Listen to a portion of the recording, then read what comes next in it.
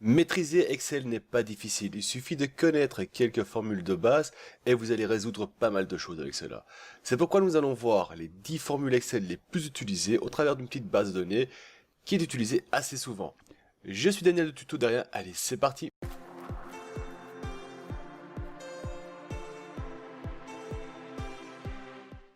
Bienvenue à vous sur Tuto de Rien où vous allez apprendre à progresser avec Microsoft Excel. Alors, si vous êtes nouveau, abonnez-vous et faites-moi savoir que vous me suivez dans les commentaires. Si vous êtes déjà abonné chez moi, eh ben c'est simple, donnez-moi une note pour ce cours dans les commentaires.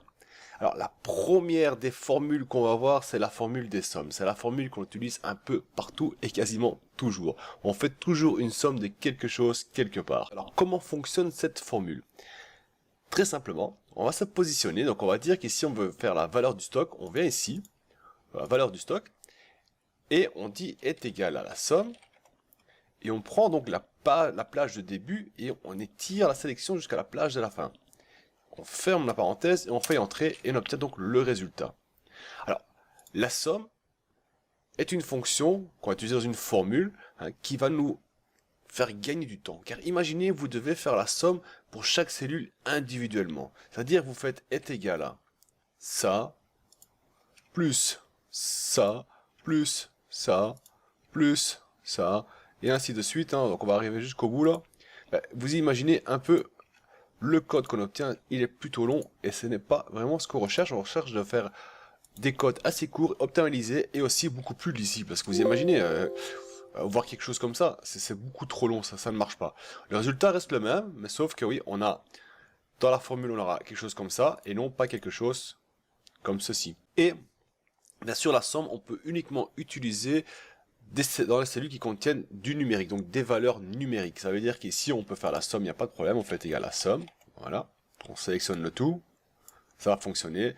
Par contre, s'il y a un texte en dessous, comme ici est égal à, on va faire ça ici, voilà, est égal à somme, et on sélectionne le tout.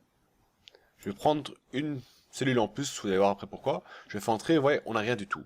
Donc tant qu'il y a du texte, il ne va pas compter. Par contre, si je commence à mettre un numérique, une valeur numérique quelque part dedans, mais uniquement un numérique sans texte, là il va le prendre en compte. Donc il va pas compter la somme du texte, mais il va commencer à chercher la somme numérique. La seconde des fonctions qu'on va voir, c'est la fonction nombre. Il y a très souvent, donc très souvent, certaines applications, on a besoin de savoir le nombre d'entrées qu'on a, ou le nombre d'articles, ou le nombre de produits qu'on a dans une certaine base de données. Donc ça, on va utiliser donc la formule, donc la fonction nombre. Comment est-ce que cela fonctionne? On va venir ici, et en fait, tout simplement, est égal à NB pour nombre. On ouvre, on sélectionne les cellules qu'on veut prendre le nombre, donc on ne fait pas la somme, attention, on ne va pas additionner le tout ce qu'on va compter, c'est le nombre de cellules qui contient un nombre numérique dedans. Ça veut dire ici, ce sera 10. Si je ferme, hop, on obtient 10. Une chose à savoir avec la fonction nombre, c'est que ça ne marche uniquement avec des entrées numériques aussi. Donc si on va faire la même chose avec du texte, donc ici on va faire la même chose avec du texte, donc est égal à nombre, et on sélectionne tout ce qui a du texte, on voit le nombre est 0. Il ne commence pas à compter car il ne comprend pas ce qu'il doit faire. Si on veut faire un calcul, donc un nombre, compter le nombre de cellules qui sont pas vides, qui soient numériques ou texte, peu importe, du moment qu'il y a une donnée dans la cellule, il faut utiliser donc la fonction est égale à nbval, de nombre valeur. Et là on fait quoi? On sélectionne le tout, on ferme, et là il va commencer à compter aussi bien le numérique que le texte. Du moment qu'il y a quelque chose dans la cellule, il va commencer à compter. La troisième des formules qu'on va le plus souvent utiliser aussi, c'est la fonction moyenne dans une formule. La fonction moyenne, c'est comme tout son nom l'indique, elle va nous donner la moyenne d'une plage de données. Et aussi uniquement numérique, bien sûr. Donc si je me positionne ici et je veux savoir la moyenne des prix de mes articles, au total, je fais simplement est égal à, je vais ici, je vais faire ça là, est égal à moyenne, on sélectionne, on fait entrer et on obtient donc la moyenne des prix. Bien sûr, il faut faire un peu attention, c'est que la moyenne, car si on a, on va dire ici, on a des prix qui sont en moyenne 0,59 eurocents. Par contre, si tout à coup je mets un article à 20 euros, vous allez voir la moyenne elle monte à 2,40. La quatrième des formules les plus utilisées est ni moins ni plus, le minimum et le maximum. Alors comment cela fonctionne? On va dire qu'ici, on a donc le nombre de pièces en stock, donc on a des pièces en stock ici, et je veux savoir le minimum de notre stock. Donc quel article a le minimum de stock? Donc si je viens ici, je fais est égal à minimum, je sélectionne ceci, on voit que pour un certain article, on ne sait pas quel article bien sûr, le minimum est de 2. Donc si on va chercher 2, il est ici, hop, le 2 c'est là, c'est le plus petit, ce sera les légumes, carottes, on n'a pas que 2 en stock, c'est le minimum. La même chose si on veut savoir la valeur maximum d'un article dans notre stock ou dans notre magasin, on vient ici, on fait égal à max, on sélectionne tout, on ferme, et on obtient donc le résultat maximum. Vraiment, rien de compliqué. La fonction fait ce qu'elle, comme elle dit, donc minimum et le maximum. Ici, c'est la fonction si qui est positionnée à la 5e formule la plus utilisée, car la fonction si c'est une condition. On va souvent utiliser dans Excel des conditions, on va poser des questions, on va en faire que si la condition elle est valable, eh bien on va afficher tel résultat. Par contre, si le résultat n'est pas valable, donc si la condition n'est pas remplie, eh bien on remplit autre chose, on donne un autre résultat. Donc ici, on va prendre les résultats, donc on va effacer le tout. Et ici, je vais dire que voilà, si la catégorie ici est égale à un fruit, je veux qu'il m'indique oui dedans. Si ce n'est pas un fruit, donc un légume ou autre chose, eh ben, je veux qu'il m'affiche non. Donc on vient ici, on fait est égal à si. Test logique, ben, on veut tester ceci, donc le D4. Donc si D4 est égal à, entre guillemets, pour afficher, parce que c'est du texte, si c'est marqué fruit. Si c'est le cas, on indique oui. Point virgule, si ce n'est pas le cas, on indique non. Et on ferme et on fait entrer. Et là on voit c'est un fruit, donc je l'ai mis en vert automatiquement. On va hop, appliquer la formule partout. Et là on voit donc ici, oui, c'est un fruit, tout ce qui est en légumes est en rouge, et on voit que cela fonctionne parfaitement. La fonction SOM-SI est souvent aussi utilisée dans les formules. Alors qu'est-ce que ça fait? On va définir une critère. On va dire, voilà, j'ai envie de compter, donc on va dire, je veux compter tout ce qui est des légumes. Donc je veux uniquement compter la valeur de mon stock de la catégorie légumes. Donc qu'est-ce qu'on va dire? On va venir ici, on fait est égal à somme.si. Donc là, on va mettre une condition pour la somme, on ouvre, et la plage à contrôler, bah, c'est celle qui se trouve ici, en catégorie, voilà. Et quel est le critère? Donc point virgule, il nous demande le critère de contrôle, c'est quoi? Eh ben mon critère de contrôle, c'est simple, je veux que ce soit des légumes. Ça c'est mon critère. Point virgule. Et puis il nous demande quelle plage donnée est-ce qu'on va faire la somme qui correspond au critère. Eh ben là on va dire la valeur. On fait fermer, on fait entrer et on obtient donc 50,55. Alors comment est-ce que cela a fonctionné? Ben, tout simplement, on est venu ici, première ligne, il a vu c'est un fruit, donc ce n'est pas ça. La deuxième ligne, c'est un fruit, ce n'est pas ça. Troisième ligne, ah ici, c'est un légume, oui, ok. On vient ici, parce que c'est ce qu'on veut calculer, et on met ça en mémoire. Donc 0,20, on se poursuit maintenant. Un fruit, non. Un légume, ah oui. Ah bien, on poursuit, on vient ici, on ajoute donc 0,20 et 3, on est déjà à 3,20 €. Hop, on continue, on descend, non, non, oui. Eh ben, on ajoute cette somme-là à 3,20 € et ainsi de suite, jusqu'à ce qu'on arrive donc à 50,55. Une autre formule Excel la plus utilisée est la fonction nombre si, bien sûr. Alors, le nombre si, c'est le même principe que la somme si, sauf qu'au lieu de additionner le tout, on va aller compter le nombre d'articles ou le nombre de lignes utilisées. Donc, on va pas faire la somme, mais on va compter le nombre de fois que un certain article apparaît. Là aussi, donc première méthode, on va voir le nombre d'articles fruits qu'il y a. Donc, on fait est égal à nombre si. La plage, ben, c'est ceci, ici, voilà. Et le critère, ben, tout simplement, on marque qu'on veut les fruits. On ferme, on fait entrer, et on a 5 fruits. Et on peut les voir, ils sont ici, donc 1, 2, 3, 4.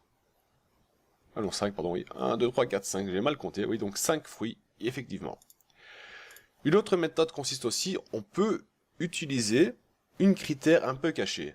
Et là, c'est une petite astuce que je vous donne, c'est que si on veut compter le nombre d'articles qui est plus bas ou plus grand que 1 €, on va prendre l'exemple de plus grand que 1 €, eh ben, il suffit de venir ici, et on fait est égal à, on fait nombre si, la plage, donc on va choisir la plage. Automatiquement, Excel sait que c'est du numérique ici, hein, donc il sait du numérique, et on veut dire que maintenant, on veut y appliquer un critère plus grand que 1 euro. Comment est-ce qu'on fait? Ben, on fait entre guillemets, on fait plus grand que 1 pour 1 euro, on ferme, et on obtient 2.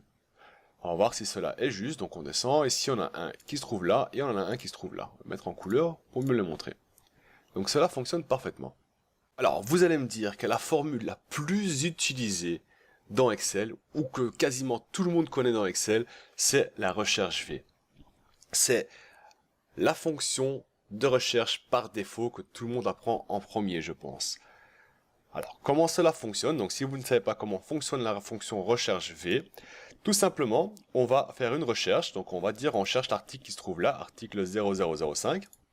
Et on va dire que voilà, on va chercher cet article dans cette plage donnée. Donc, il va venir ici, il va chercher l'article 005 là. Et on va définir d'ici, si je veux définir le produit, donc le nom du produit, je vais définir qu'il doit aller chercher sur la troisième colonne. Donc, 1, 2, 3. Et on va me donner le produit poivron qui se trouve là. Alors, comment ça fonctionne? En bref, on fait est égal à recherche V. Alors, la valeur recherchée, ben, ce qu'on a dit, c'est celle qui se trouve là. Point virgule, dans quelle base de données est-ce qu'il a cherché? Ça, eh ben, ici. Et quelle colonne est-ce qu'on veut afficher le résultat? Bon, on va afficher le produit, donc c'est la troisième colonne. Et on veut que la valeur, donc la valeur correspondante, soit le plus vrai possible. Donc, on fait 0, ça veut dire correspondante exacte. On ferme, on fait entrer, et on obtient un poivron. Si je change ça en, on va dire 7, on obtient donc une mangue, et on voit que 7, il est là, une mangue. Qu'est-ce qu'il a fait? Ben, il a été chercher ici dedans, l'article qui correspond à article 07, hop, il est descendu jusqu'ici, ah, il a dit j'ai trouvé là. Puis on a dit, il faut aller dans la troisième colonne, donc on a dit 1, 2, 3, et voilà, nous sommes dans la troisième colonne. Une chose qu'il faut savoir avec la fonction recherche V, c'est qu'il est uniquement de faire afficher des résultats à la droite de ce qu'on recherche. Ça veut dire que ça, c'est notre recherche, donc c'est notre plage de recherche, on va dire. Eh bien, on peut seulement afficher des résultats qui se trouvent dans cette direction-ci. On ne pourra jamais aller vers la gauche avec la recherche V. Ce n'est pas possible, ça. Alors ici, un petit bonus, car on va avoir deux fonctions dans une même formule, et c'est une des recherches les plus puissantes, je trouve, dans Microsoft Excel. C'est une que j'aime bien utiliser aussi. Et on va un peu donc voir les deux fonctions pour créer la grosse recherche qui est multidirectionnelle, car on peut aller à gauche et à droite, donc contrairement à la recherche V. Alors, la première des fonctions qu'on va voir, c'est l'index. Alors l'index c'est tout simple, on va demander, donc est égal à index, et dans l'index, on va demander d'aller chercher, ici non, dans la matrice, quelque part, dans la matrice, on va rechercher dans le numéro de ligne, on va dire le numéro de ligne 5, et on va dire qu'on veut le résultat dans la troisième colonne. Hop, on ferme et on obtient poivron. Donc qu'est-ce qu'on a fait? On a donc défini la matrice, on dit voilà, ça c'est notre base de données. Et dans notre base de données, je veux que tu descendes de la ligne 5, donc 1, 2, 3, 4, 5, et que tu vas 3 à la droite. Voilà ce qu'on a fait avec la fonction index. Donc index va afficher quelque chose en fonction des critères qu'on lui donne. La critère, c'est toujours base de données, ligne et colonne. Vraiment pas compliqué. Et tout seul, on ne sait pas vraiment utiliser la fonction index. Tout seul, elle ne sert pas vraiment à grand chose. C'est pour ça on va devoir la combiner par la suite avec l'équivaut. Alors l'équivaut, ça marche comment? Donc je vais venir ici. L'équivaut va nous donner donc l'endroit d'un certain recherche qu'on va faire. On va rechercher un mot dans une plage de données et il va nous donner la ligne ou la colonne, tout dépend. Donc là, on va chercher la ligne, donc on fait est égal à équive, donc équivaut. La valeur recherchée, ben, on va rechercher la mangue par exemple, voilà, on cherche la mangue. Dans le tableau de recherche, ben, on sait que c'est un fruit, un produit, donc on va chercher ça ici dedans, on va chercher dans le produit, et on veut que la correspondance soit 0, donc la correspondance exacte. Et on ferme et on obtient la ligne 7. Donc la mangue, on va voir, elle se trouve où? Elle se trouve ici, et elle se trouve sur la ligne 7. Est-ce que c'est le cas? Donc on va voir 1, 2, 3, 4, 5, 6, 7. C'est bien juste. Alors, en quoi est-ce que l'index et l'équivaut est si puissante? Tout simplement qu'on va donc définir grâce à ça une formule, donc on va créer une grosse formule qui nous permettra de rechercher des données aussi bien à gauche que à droite. Donc on va dire que est égal à index, la matrice de recherche. Donc qu'est-ce que je veux afficher? Je voudrais donc faire afficher le numéro d'article. Donc la première ligne, voilà. Et on fait équive. On va rechercher l'équivaut. Sur quelle ligne va se trouver notre valeur recherchée? Donc on va d'abord rechercher, je recherche, c'était ici à côté, le produit. On va rechercher ça ici dans le produit. Je veux que ce soit exact. On ferme et on fait entrer. Hop, 2 fois fermé par contre. Et on obtient donc le numéro d'article 07.